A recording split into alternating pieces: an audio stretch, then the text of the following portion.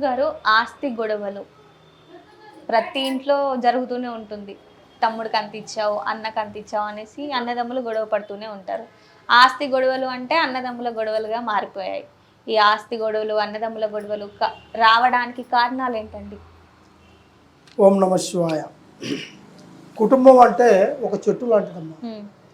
మనం చిన్న మొక్క వేస్తాం, ఆ మొక్కలో నుంచి కొమ్మలు వస్తాయి, అది మొత్తం అల్లకపోతుంది, అది వృక్షం అయిపోతుంది. కుటుంబం కూడా అంతే. ఒక కొడుకు పెళ్లి చేసినవారు అంటే కోడలు, మనవడు, మనవరాళ్ళు, మళ్ళీ వాళ్ళకి పెళ్లి చేసినవి అంటే ముని మనవలు, మనవరాళ్ళు. అలాగా సంపాదన, కుటుంబ సంపద పెరుగుతుంది. ఈ కుటుంబ సంపదతో పాటు వీళ్ళకి సంపాదన కూడా కొంతవరకు పెద్దలు సంపాదించిన స్థిరాస్తులు, వాళ్ళు వీళ్ళు సంపాదించినవి కావు, తాతల ముత్తాతల నుంచి వచ్చిన సంపాదనలు కూడా ఉంటాయి. అవి కూడా నిలబెట్టుకొని దాంతోపాటు వీళ్ళు ఇంకా కష్టం చేసి సంపాదించింది, ఉద్యోగాలు చేసి సంపాదించింది, ఆస్తులు కొన్నది, ఇవన్నీ పెరిగిపోయి ముగ్గురు అన్నదమ్ములు, అక్కచెల్లెళ్ళు, వీళ్ళంతా కుటుంబం అంతా ఉమ్మడి కుటుంబంగా ఉంటుంది.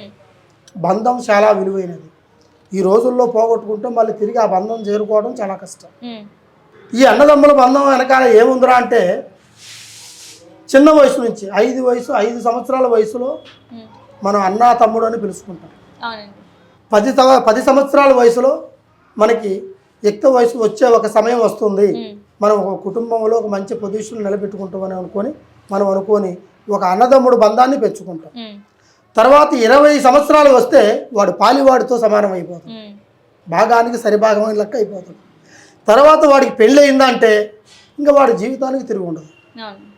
అంటే ఈ యొక్క ప్రత్యేకత నాదే అనుకునేవాడు వాడు, ఇది నాదే అనుకునేవాడు వాడు.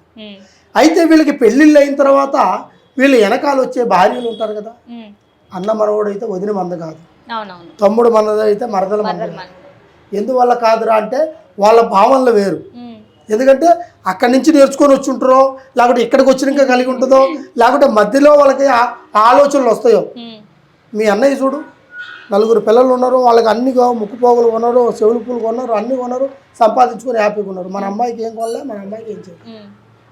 ఈ విభేదాన్ని తీసుకొస్తుంది అక్కడ ఆడపిల్ల.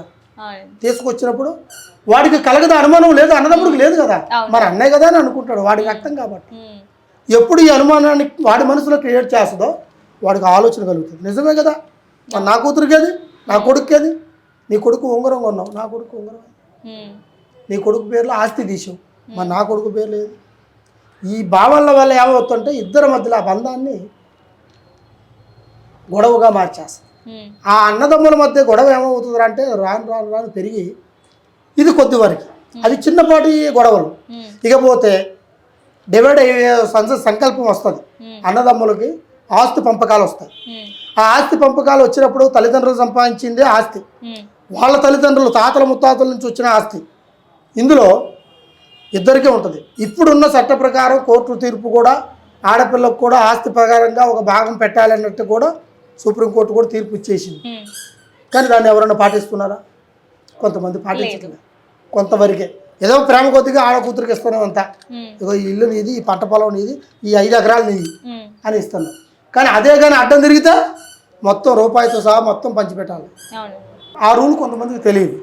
అదేవిధంగా అన్నదమ్ములు, ఇంకా అమ్మాయికి ఏదో ఒకటి ఒక ఇంటికి వెళ్ళిపోయింది కాబట్టి వచ్చిన దాంతో చాలు, మీ అన్నదమ్ముల మధ్య నేనెందుకు గొడవ అనుకుని అది వచ్చింది తీసుకుని వెళ్ళిపోతుంది.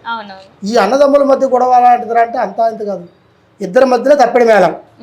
అంటే వాళ్ళకి ఏమిట్రా గొడవ అంటే, ఈ భార్యలు ఏం చేస్తారంటే, ఈ ఆస్తి నాకు కావాలి, దీంట్లో రేపు 10 ఎకరాలు పొలంలో రేపు మనకి ఆ రోడ్డు పక్కన పెద్ద బైపాస్ పడితే మనకి 10 కోట్లు వస్తాయి, దీంట్లో నీకు 2 కోట్లు వస్తాయి, అదొద్దు మనకి అదే కావాలని. అప్పుడు చూడు గొడవ ఎంత పెద్దదైతే. ఆ 10 ఎకరాల పొలంలో పంచి వీడికి ఇవ్వలేడు, ఈ 10 ఎకరాల పొలంలో వాడు తీసుకోలేడు. అప్పుడు వీళ్ళిద్దరి మధ్యలో గొడవ స్టార్ట్ అయిపోయి తల్లిదండ్రులకి మనశ్శాంతి లేకుండా ఇబ్బందులు పెట్టించేసి చికాకులు పడి ఈ గొడవని పెద్ద చేసేస్తారు. ఇది పెద్ద చేసేగా వీళ్ళు కడుపుకు తినరు ఆ 10 ఎకరాలు ఆ పంట పొలంలో సంబంధించింది. ఇక నీకు నాకు పడలే, ఏ కోర్టుకి, ఇక కోర్టుకి వేసిన తర్వాత ఆ డబ్బును తీసుకెళ్ళి ఎవరికి పెడతావు? నువ్వు లాయర్కి పెట్టాలి. నీ తరపున లాయర్కి, నీ తరపున లాయర్, వాడిని పెంచుకుంటూ రావాలి. ఆ కోర్టు తీర్పు ఇచ్చేది ఎప్పుడో తెలియదు. మరి ఆ వస్తువులను ఒక పంట వేయవు, ₹1 సంపాదించుకున్నావు, దీన్ని సంపాదించుకొని 10 రూపాయలు పెట్టుకుని బతకలేదు. అప్పుడు ఏమైంది, గొడవ పెద్దదైపోయి సంసారంలో గొడవలు చేసి కోర్టుకి ఇచ్చేసి ఇంటి సమస్యలను తీసుకొచ్చి పోలీస్ స్టేషన్లో కోర్టు ద్వారా పెట్టేసుకున్నాం. ఉమ్. సమస్య తీరిందా? లేదు. తీరలే. అదే సమస్యని మీరు ఇద్దరు కూర్చొని ఒక దుక్కును కూర్చొని ఇది నీకింత నాకింత దీంట్లో నీకు ఇంత ఇస్తా అనుకొని సాల్వ్ చేసుకుంటే పెద్దల మధ్యలో అగ్రిమెంట్ కాగితాలు రాసుకుంటే సింపుల్గా తేలిపోతుంది. అవునండి. దాన్ని మీరు పెద్దది చేసుకుంటానికి కారణం ఏమిటంటే మీ వెనకాల ఉండే భార్యలు, ఉమ్. సపోర్ట్ అయిన మాటలు, ఉమ్. చెప్పుడు మాటలకు మనిషి ఎక్కువగా విలువిస్తాడు. కల్లారు చూసిన దానికంటే చెవలారు విన్నదానికంటే. ఆ చెప్పుడు మాటను బట్టి దాని మనసులో ఏదోదో ఉద్యోగం కలిగిపోతుంది.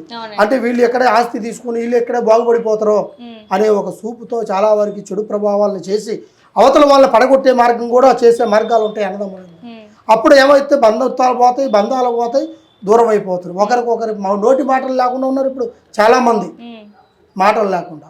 ఇటువంటి విభేదాలు కొంతమందికి విగో సాటిస్ఫాక్షన్ కాకుండా విగో పట్టుదల, నువ్వెంత నువ్వు నా మాట లేదు నా మాట లేదని విగో పట్టుదల అన్నదమ్ముల మధ్య, ఈ యొక్క తోడి కోడళ్ళ మధ్య ఈ ఇబ్బందులు పెరిగి చాలా వరకు సమస్యకు దారి తీస్తుంది. ఇటువంటి సమస్యలు కూడా చాలా వరకు ఇబ్బంది పడుతుంటారు. మీరు ఒక్కసారి మమ్మల్ని సంప్రదించండి, దానికి తగినట్టుగా పరిష్కారం చేసి మీరు కోర్టు వరకు పోవాల్సిన అవసరం లేదు. కోర్టు సమస్యలు ఉన్నా కూడా వాటిని కూడా దాన్ని మనం పరిష్కారం అయ్యేలాగా చేస్తాం. దాని మార్గం ప్రకారం చెప్పి తీస్తే ఖచ్చితంగా ఆ సమస్యల్లోంచి మీరు బయటపడతారు. సర్వేజన సుఖం.